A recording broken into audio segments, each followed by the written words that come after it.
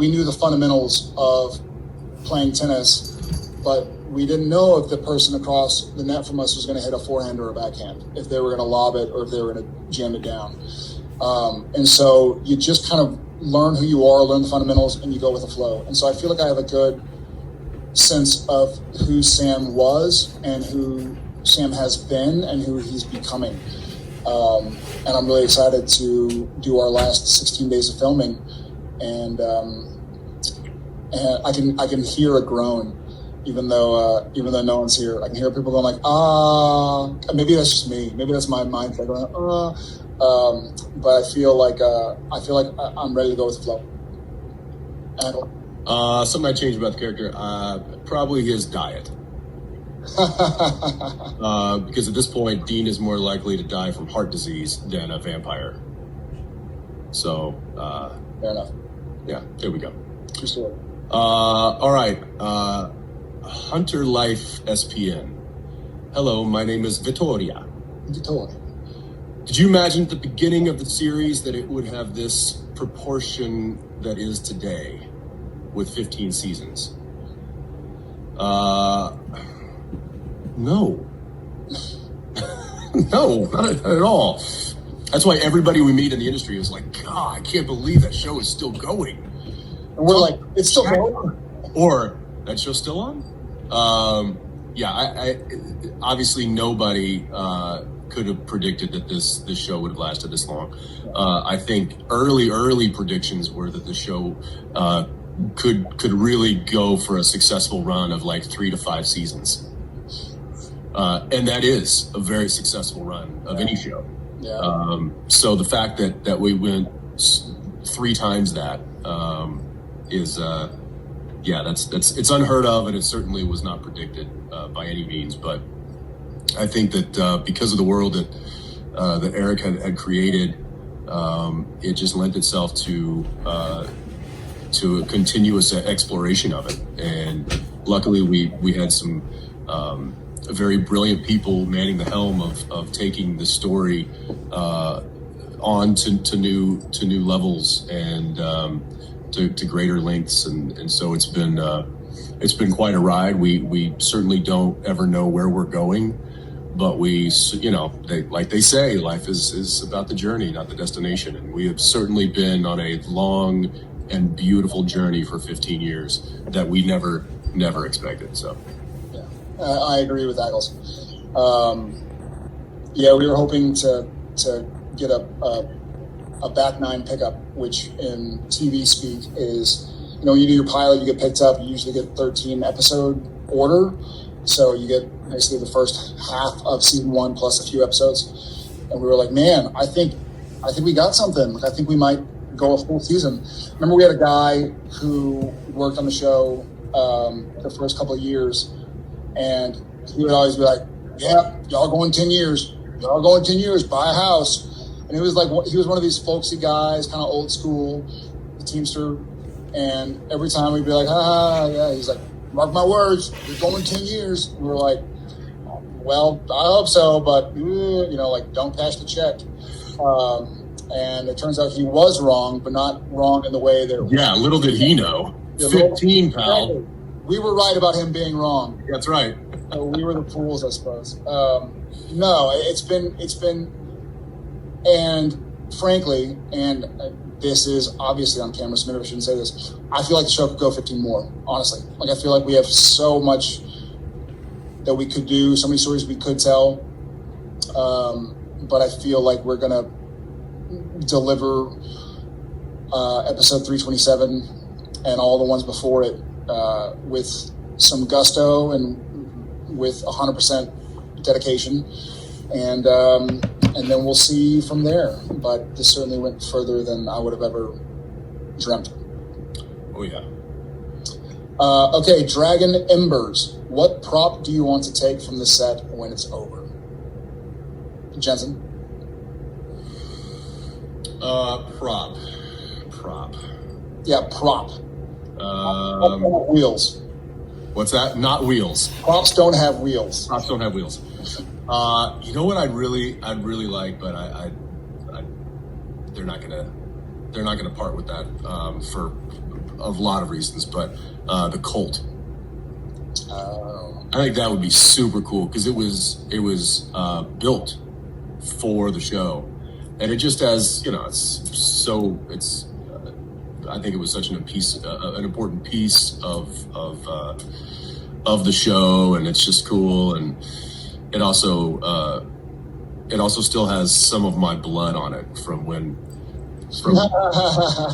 I had the showdown in Frontierland. No shit. When I had to do this, the boom. Yeah, oh yeah, flag it.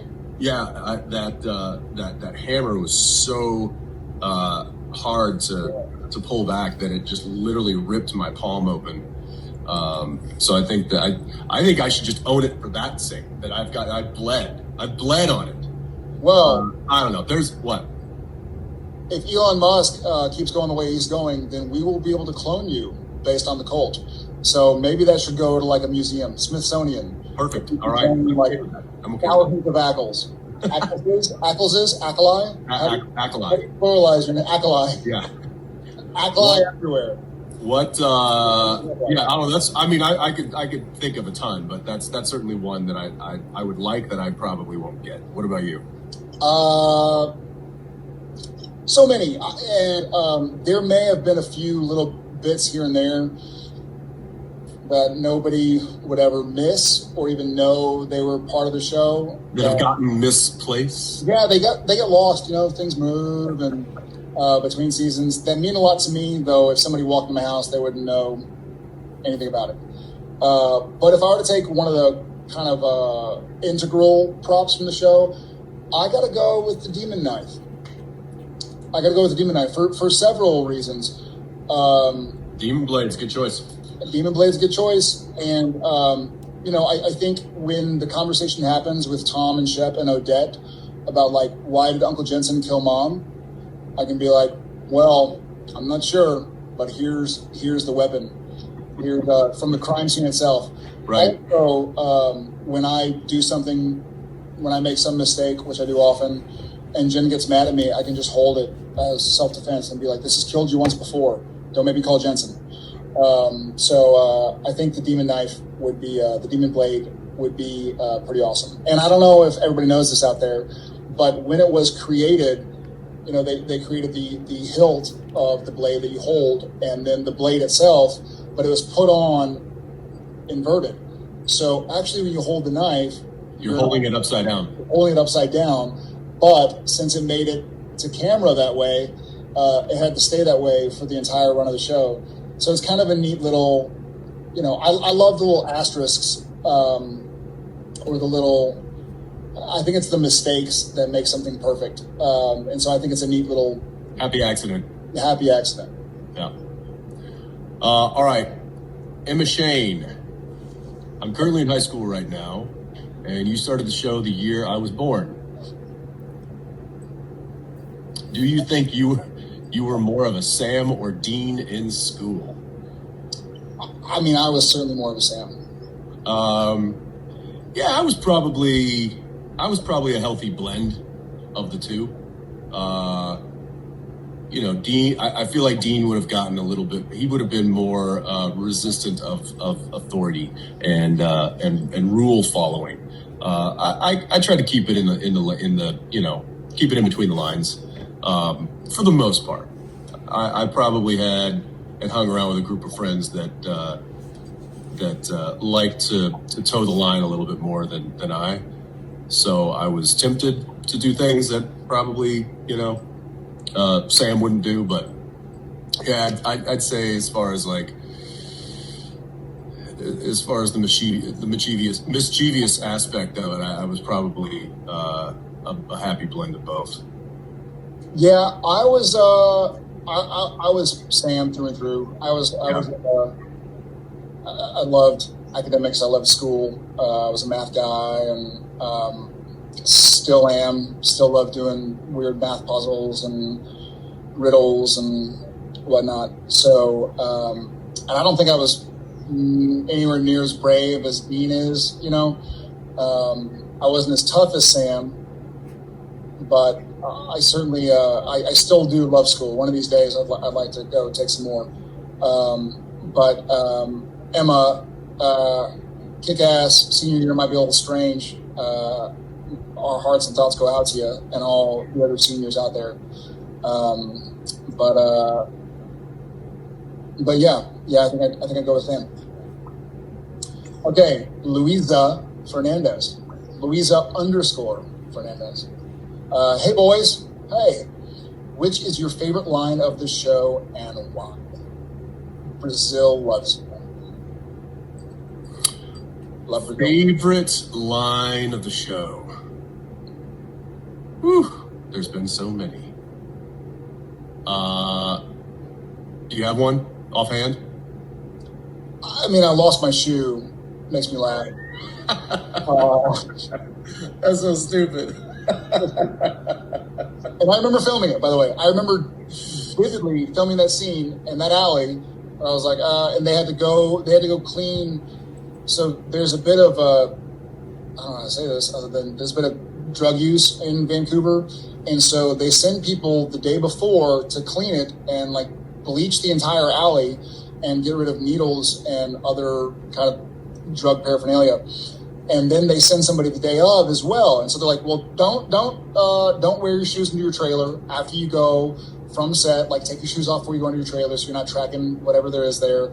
Don't grab anything off the ground. Don't touch your face. This is pre-pandemic. Don't touch your face. And I remember I had to keep on. And I remember the shoe had a little metal. So the bottom of those Puma shoes, they had soldered or put in a little metal bit and then created the grate in such a way where as I'm getting the gum off the bottom of my shoe, Jared had to catch the little metal hook onto the broken grate that was a prop to get my shoe off.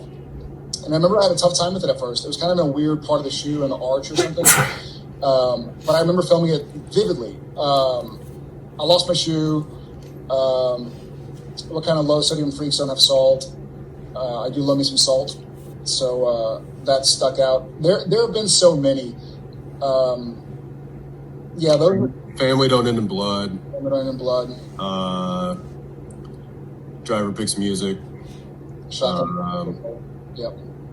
You know what? I'm trying to think of like some really like emotional ones, and I really do like the.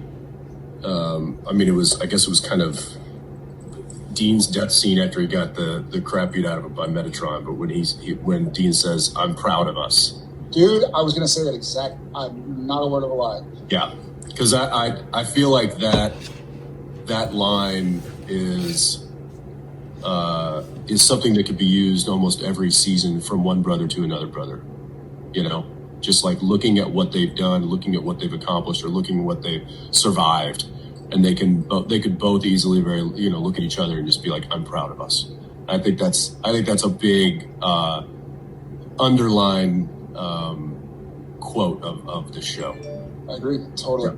And I think it's also even more so. I feel like it's something that's strive to be able to say, which is one of the reasons they work so hard, so diligently. They sacrifice so much. They want to be able to say, "I'm proud of us." So that honesty. The honesty and the vulnerability of admitting like, "Hey, if this is it, man, I'm proud of us." Yeah. Is pretty deep. And I swear on my life, I was about to say the same thing. It's good. It's a good one. All right. Moving on to Ana Cristina Fagunde? Fagunde? I'm probably butchering that. Too brute. What do you miss most from the first season? First seasons. First seasons? Yeah, first couple seasons. What do you miss most from the first seasons? I miss. You know. Yeah. I mean, I could certainly take a stab. I would say that in the first couple of seasons, it was simpler times. The structure of the show and the world that the boys found themselves in, and the motivation behind what they were doing was simpler. They were hunters of things that go bump in the dark, and their father has gone missing, and they've got to find their dad. And I think that's such a simple concept,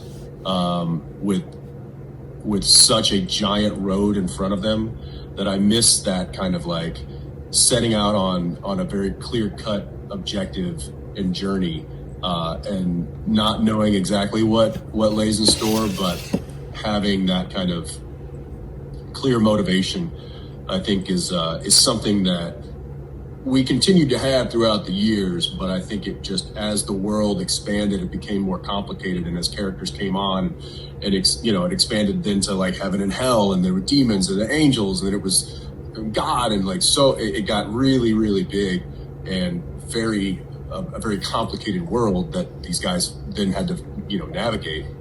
I think in the beginning it was just simpler, and I enjoyed that. Yeah. I enjoyed that as well. I'm going to kind of go on the same coin, but maybe the flip side of the coin. What I loved, or what I remember, the halcyon days of the first couple seasons, it almost felt, in hindsight at least, it felt like falling in love. It's like, there's something here. There's something here. There's some sort of magic. I don't know what it is. I don't know what it's going to look like, but there's something here. It almost felt like a honeymoon phase or something. It was like we were trying this, we were trying that. No, this just got awkward. Am I blushing? I'm lonely. Just kidding. No one's here. It's just me and my dog. We knew it. We knew it. Send pictures and videos. I miss that feeling where something is gonna be special. Something's gonna be big. You don't know yet what form that special and big is gonna take. And it's kind of, we talked about this in other instances, in other mediums, kind of just keep on working until you figure out what you're working for. But always keep fighting. It's like, keep on fighting. Even if you don't know what you're fighting for, just keep fighting. It'll materialize. You'll have something tangible. And with those first couple seasons of the show, we all knew there was a buzz, there was a feeling. It was visceral, but it was almost like a connection we felt to our crew, to the city, to the characters, to the story. And it was like, there's something, man, this could be something. And so as that foundation built of just excitement and the willingness to sacrifice and work hard, and that passion, watching it materialize and being a part of it materializing, and with y'all, we started doing conventions season 2 or 3. But like, this is something, man. Like, this is something. This could be something that's really fun for a couple of years, not knowing that it's going to be a part of our lives for the rest of our lives till we breathe our last. So there was a really neat little startup. Thank you, Anna Cristina Fagunde. How do you say it? Fagunde. Fagunde. Crystal Christenberg.